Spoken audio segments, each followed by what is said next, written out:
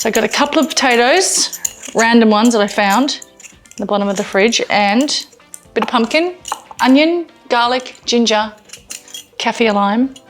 When I peel pumpkin, right, I just run the knife down like this and making sure my fingers are flat. I don't curl anything over, yeah? Just cut it up roughly.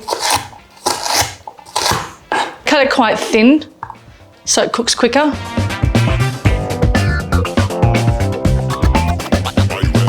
It's going to go into this pot, even the kaffir lime leaves as well.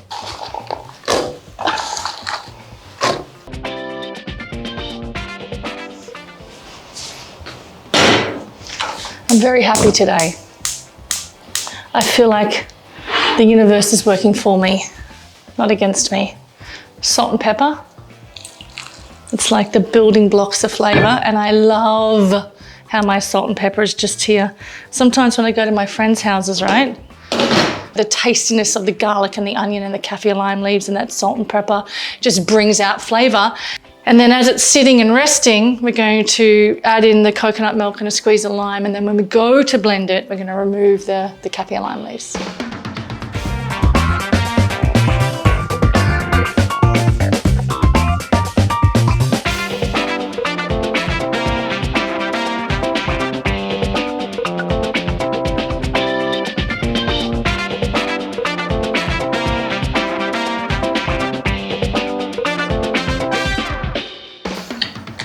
Okay, it smells just delicious.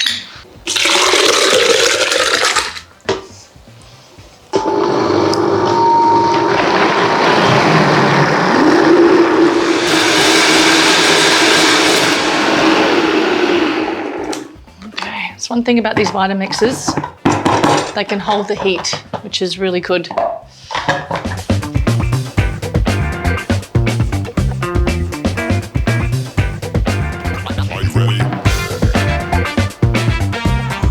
Can, if you want to, if you have it, a little bit of sesame oil, just a little bit. And that's it.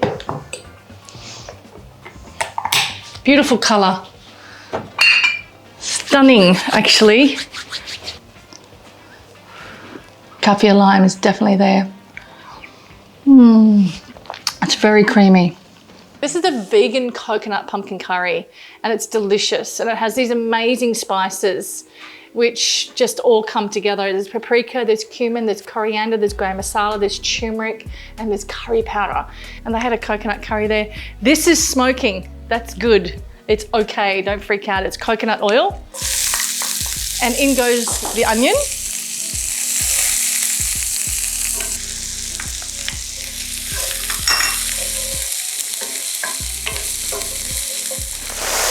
Oh, this looks good.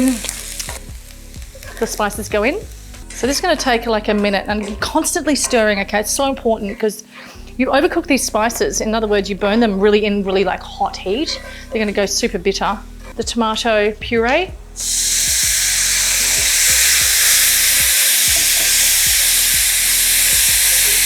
Next goes my pumpkin.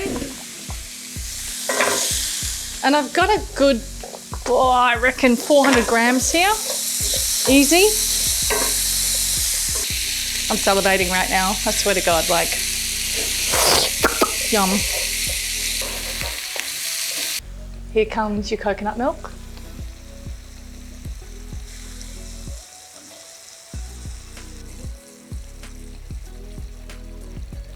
Just want to add all that in. And if you don't have maple syrup, you can use coconut sugar, or you can use date paste. It's up to you. So I just want a little bit of a splash of this.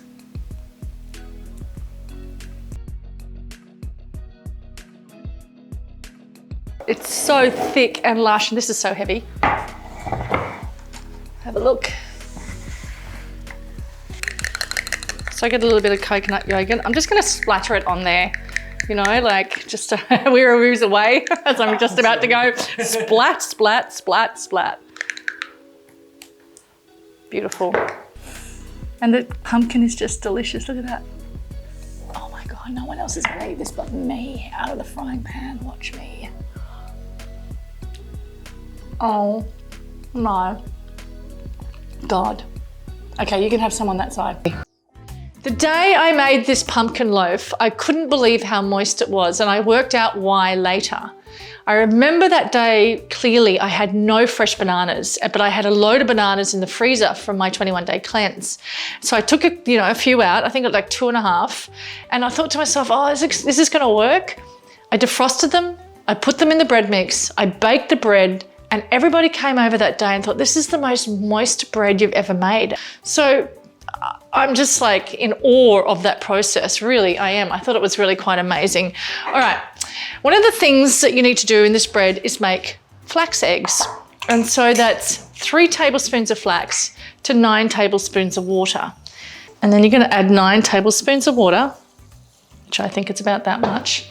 The next step is making sure all your ingredients are out, you're centered, the music's on really loud, preferably reggae for me, New Zealand reggae. Oh my God. The first thing you can do is grate your pumpkin.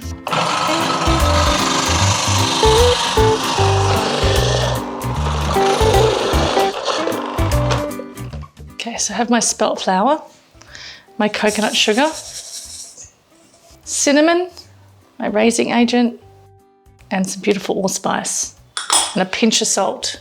And you want to give this a really good stir. Those bananas, your flax gooey eggs, vanilla paste, some coconut oil, and then your grated pumpkin. Gonna mix the wet together, just mashing those bananas into the pumpkin and into the flax. So this looks like quite a dry batter, and it is, and there's a technique to incorporating the wet and the dry together, and this is what I'd love you to do at home. So have a look at this.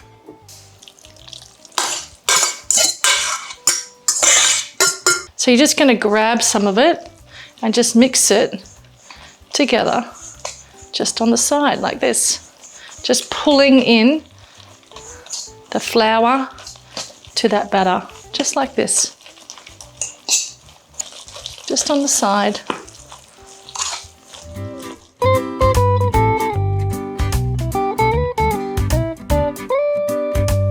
Just have a little taste. I love flax eggs because it doesn't taste like raw egg then. I can't stand raw egg. Oh my God. I've got a lined bread tin here, which is perfect. And now I want to put the batter into here.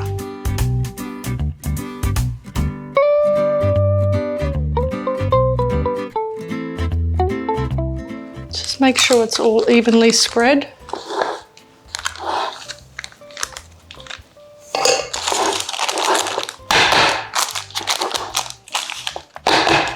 And into the oven it goes. The whole house is going to smell amazing. Make sure you put it on the middle rack, okay? It's really important. I baked some stuff in this oven a while ago and I put it low down and it burnt. So just make sure it's on the middle rack. It's really important. The house is smelling amazing. Oh my God. Hot, hot, hot. Don't get too cocky and think you can just jump into it straight away. Have a look at this tin. I love that. Epic. It is so moist. Seriously moist. And I'm going to keep this in a container in the fridge. Sealed glass container in the fridge. And it's going to be epic when all my mates come over this afternoon. That's it from me. Enjoy. This quiche is very interesting because there's no eggs in it. It's for all the egg-free people out there. So I'm going to use white spelt flour. You can use wholemeal if you like, but I love the white. I find it really quite delicious. The key thing is to freeze your coconut oil, and you're just going to chop it up. So that's the key process of making this quiche. And I've got that 12 grams of coconut sugar, and I've got some ice water with ice cubes in it. Really important. And then I want a pinch of salt. Just going to quickly, briefly pulse this so it just combines. Next, I'm gonna add the coconut oil that's frozen and chopped up. Now I'm gonna add the ice, really cold and icy.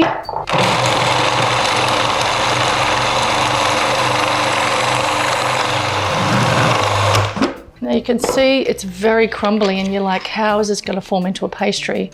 You wanna put a bit of flour on the board so things don't stick. And see I'm sprinkling that on there? I'm just gonna squeeze it. You can kind of just see how it's coming together really quite beautifully. Scoop it in like this. I prefer a rolling pin like this, which is just from the hardware store. And I coat it with flour.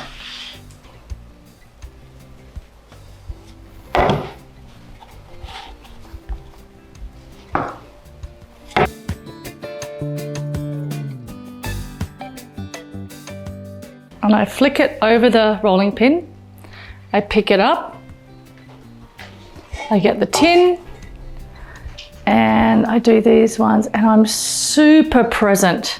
And my legs are still wide. I'm just like, oh my goodness. And I gently just let it fall in like that.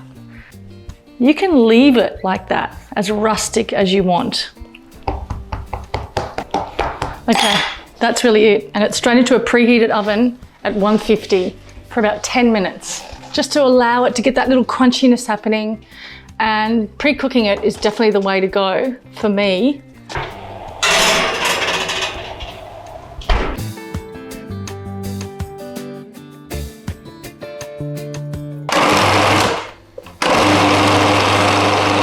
Okay, after that's broken down a bit, you can kind of see that all that onion and garlic is all mushed in there, and that's what we want. So savory yeast, onion powder, garlic powder, turmeric for the color. Now we've got the potato starch, round about a tablespoon of lemon juice, and we're gonna whiz that up so it all combines. Next is I'm gonna add about 5 to 6 tablespoons of plant milk, any milk you like. Can be soy milk, can be rice milk, can be coconut milk, whatever you like, oat milk, it's up to you. So now this is perfect texture. It's like I'm talking to the film crew, but I'm also talking to you at home. You can actually see that texture. It's quite, with some beautiful balsamic vinegar, coconut sugar,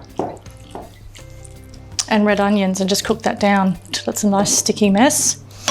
Then I'm going to take my roast pumpkin and I'm just going to fold that through, just gently. Oh my God, this is delicious. You're probably thinking to yourself, how the hell does this hold together? Well, trust me, it does. Every time.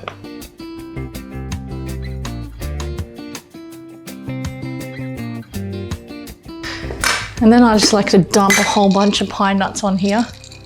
Just gonna get your hands and you're just gonna press gently.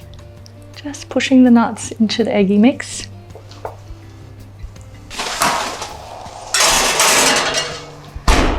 And I'm just gonna make sure the edges of the crust can come off. You just get a wee little knife and run the knife around the edge. You can actually see how it's separated. Excellent, excellent, happy with that. I'm a bit stuck here, okay, good, good. Okay, like I said, this is super cooled down, and now I'm gonna put it onto here, and this is how I do this.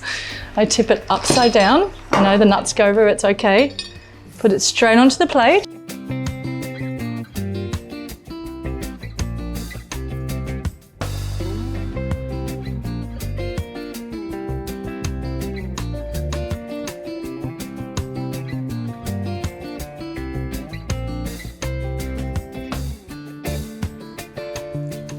So much better with pumpkin and caramelized onions. I did one the other day with mushrooms. It was good, but this is 1,000 times better. Yum.